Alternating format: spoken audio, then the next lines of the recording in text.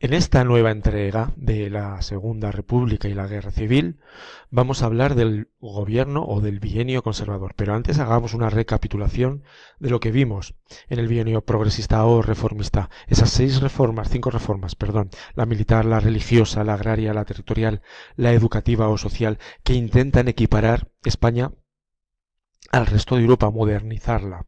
Frente a ello, como sabéis, todos aquellos grupos políticos y sociales que se oponen a los cambios y a perder, evidentemente, sus privilegios. Bueno, vamos a ver algunas imágenes que nos hablan de estas reformas. Por ejemplo, en esta gráfica, en este cuadro, perdón, en esta tabla, podemos ver cómo fue evolucionando desde 1850 el número de construcción de escuelas. Es muy significativo, sobre todo, como en 1836, con un gobierno republicano de hazaña, otra vez en el poder, se llegan a crear 3.000 escuelas anuales. Es uno de los objetivos de la República, alfabetizar a una población que en su mayor parte era analfabeta, aunque ya existiesen escuelas. Comparada con Alemania, por ejemplo, Alemania hacia finales del siglo XIX, el 90% de la población estaba alfabetizada. En España, las cifras no llegaban al 50%, y menos en las áreas rurales. Un problema que tuvo la Segunda República para consolidarse y ganar apoyos fue el incremento considerable del paro. Ya os he dicho que de contexto, de fondo, está la crisis de 1929. Esto va a afectar también a la economía española. Quizá no tanto como en Alemania o en otros países, pero desde luego va a ser muy importante. ¿Veis? ¿Qué significa que el paro aumente? Que más gente va a estar descontenta con el sistema político que esté o con el partido político que esté gobernando en ese momento y van a optar por otro tipo de soluciones. En este caso, en el caso de España, soluciones violentas y dictatoriales, ¿no? El apoyo a grupos fascistas o el apoyo al golpe de Estado de los militares. La cuestión territorial, la cuestión religiosa, la cuestión educativa, son temas muy importantes. Aquí vemos cómo la religión era un punto candente. En aquel momento había un conflicto fuerte, sobre todo en Andalucía y en algunas zonas, entre religión y, y laicismo, ¿no? Había muchísima gente a principios del siglo XIX, luego no pasa así, pero había muchísima gente que no iba a las iglesias, sobre todo en los lugares donde el clero habían controlado y dominado la vida cultural y social de los pueblos o de las pequeñas ciudades de provincia. Por eso surgen muchas viñetas cómicas anticlericales. Esta es la misma, la traca. Vemos aquí una imagen, una fotografía del clero votando, o del clero expulsado de España por sus declaraciones antirepublicanas. Un momento de los inicios de esta Segunda República que llevó bastante gente a oponerse a lo que estaba sucediendo fue la quema de conventos por elementos radicales. Es una quema que asustó gente que había votado, gente católica que había recibido con entusiasmo la llegada de la República, teme que sus creencias religiosas en ese momento pudiesen ser perseguidas después de esta quema de conventos. Entonces van a tener un rechazo ahí por parte ya de una parte de la población. ¿Veis? Imágenes que se toman. Tenemos la suerte de que en aquel momento ya existían las fotografías y se toman muchas imágenes de época. Las huelgas, os he dicho que tanto como por la derecha como por la izquierda va a haber conflictos que van a dar inestabilidad a esta república. Un gran conflicto es la huelga de Telefónica en julio de 1931. Ya desde el primer momento va a haber conflictividad social.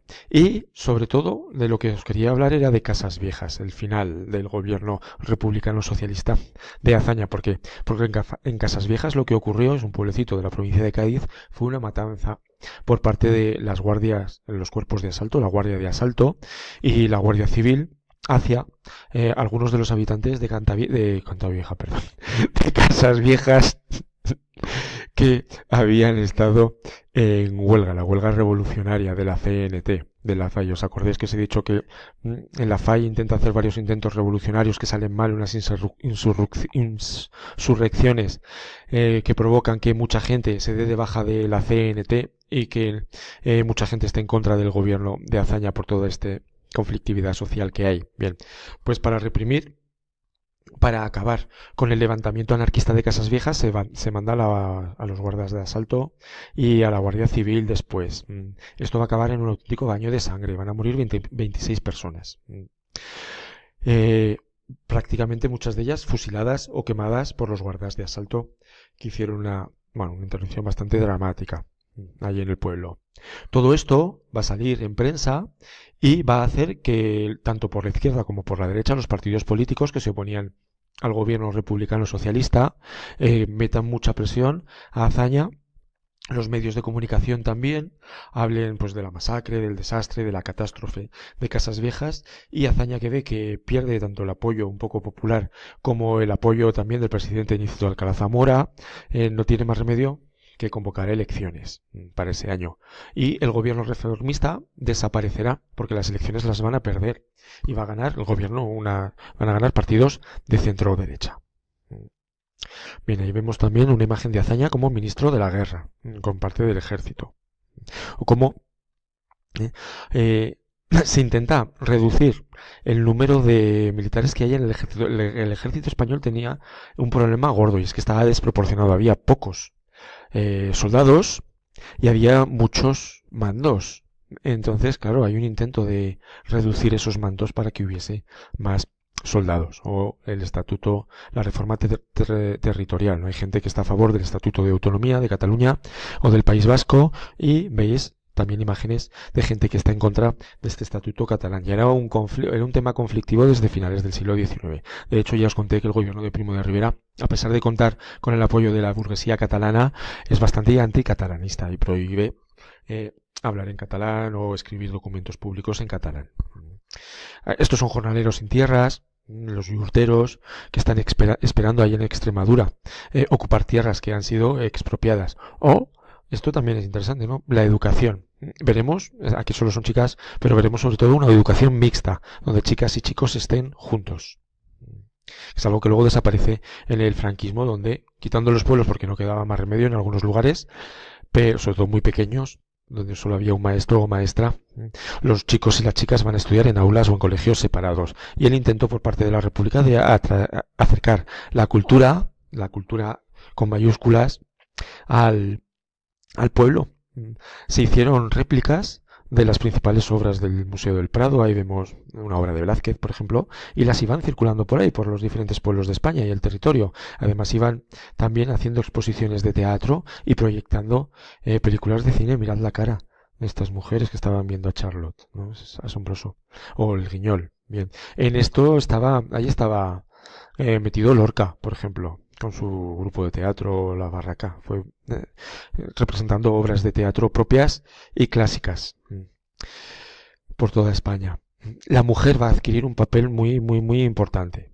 No va a haber una igualdad, desde luego, pero sí que va a haber un espaldarazo al movimiento feminista y sobre todo a la lucha política de la mujer. Ya habrá mujeres que participen en el Parlamento, mujeres ministras, pero mujeres de la vida diaria que podrán jugar en equipos de baloncesto o ser atletas como Esperanza Requena, ¿no? Cosas que les estaban hasta ese momento prácticamente vedadas, ¿no? Posteriormente no veréis a una mujer que enseñe tanta pierna en la época franquista, ¿no? Les harán ir, si tienen que hacer deporte, con faldas hasta los tobillos.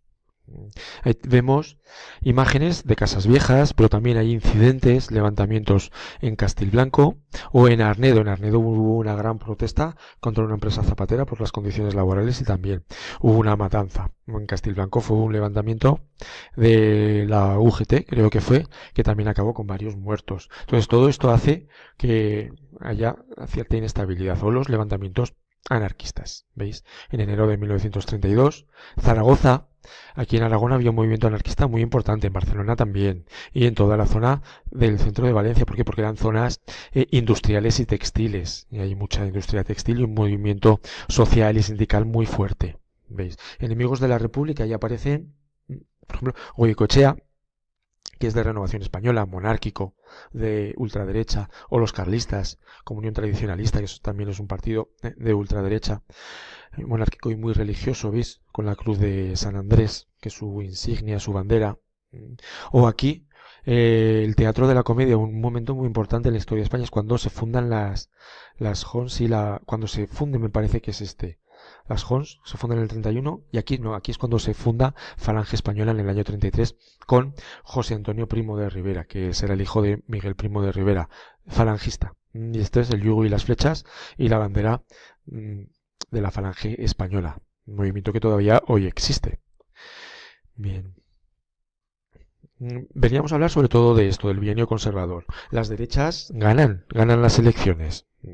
No va a gobernar Gil Robles, que es el líder de la derecha, sino que va a gobernar Lerroux, que es del Partido Radical. A pesar de llamarse así, es un partido de centro que gobernará con la derecha, pero sí que será apoyado por la CEDA, por la Confederación Española de Derechas Autónomas. Se van a paralizar la mayor parte de las reformas. Se van a dejar sin dinero o directamente se van a detener en el Parlamento, especialmente la reforma agraria y la religiosa, donde va a haber de nuevo un acercamiento al Vaticano, a la Iglesia, y se va a amnistiar a todos aquellos militares como Sanjurjo que dieron un golpe de Estado en el año 32 y estaban en la cárcel.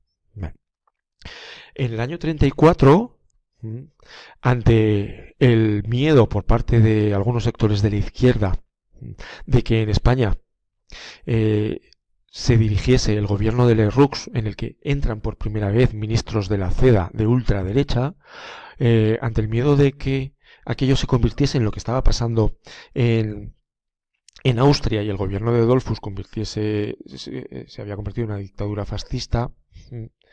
Entonces, tanto los socialistas, la UGT, como una parte del anarquismo se van a radicalizar y harán un levantamiento revolucionario en Asturias. En principio el levantamiento es en toda España, pero solo triunfa temporalmente en Asturias. Esa es la gran revolución socialista, la única revolución socialista que ha habido en España y que fue un auténtico fracaso, sobre todo porque hubo una gran represión y hubo miles de muertos y de encarcelados. Los mineros asturianos y los sindicalistas asturianos cogen las armas, cogen las bombas que tienen, la pólvora, van tomando pueblos, ciudades, llegan a entrar incluso en Oviedo y toman algunos de los barrios de Oviedo intentando hacer una revolución socialista, pero finalmente, al cabo de unas semanas, son derrotados por las tropas del ejército español, comandadas en este caso por Franco, que es el encargado de la represión, junto con militares o parte del ejército español de voluntarios marroquíes. Claro, la represión es terrible, y los mineros muertos se cuentan por miles. Al mismo tiempo, en Cataluña se proclama el Estado catalán. Lluís Companys, que es el líder de Esquerra Republicana de Cataluña, ante la magnitud de los acontecimientos va a declarar el Estado catalán. También es un momento trágico que va a haber decenas de muertos en la declaración de este Estado catalán y se va a suspender el Estatuto de Autonomía. Y los líderes catalanes o bien tienen que irse al exilio, la mayor parte de ellos serán encarcelados. ¿Veis aquí cómo los radicales y la CEDA son los que más votos tienen? Y partidos de izquierda que habían estado gobernando antes, después de Casas Viejas, tienen menos apoyo social en este momento. Pero es muy importante estas elecciones, las del 33, porque es la primera vez que pueden votar las mujeres. ¿Veis? En el año 31 en la Constitución se admite el voto, pero hasta el 33 no pueden votar en unas elecciones generales, libres y democráticas. En la época de Primo de Rivera habían votado en alguna consulta, pero no era de forma democrática ni en unas elecciones generales. Y también se pueden presentar al Parlamento y habrá mujeres parlamentarias. ¿Veis? Aquí está Niceto Zamora, que es el presidente de la República. Aquí está Lerroux, que va a ser el presidente del Consejo de Ministros en este bienio conservador. Ahí vemos a José Antonio Primo de Rivera con su grupo de Falange Española, los camisas azules y el saludo fascista. Estos movimientos también de masas no tienen mucho apoyo social aquí en España de momento. O los yusteros extremeños que intentan colectivizar tierras por la izquierda. Aquí vemos imágenes de los mineros asturianos detenidos por la Guardia Civil. La represión, esto es un poco las batallas que hubo y la represión y fue muy grande. Llegan hasta el centro estos mineros de Asturias. Ahí vemos a Companys encarcelado después de la proclamación del estatuto del Estado catalán. Bien, ya solo nos queda un capítulo de la República en paz y luego ya empezaremos con la Guerra Civil. Bueno, un saludo.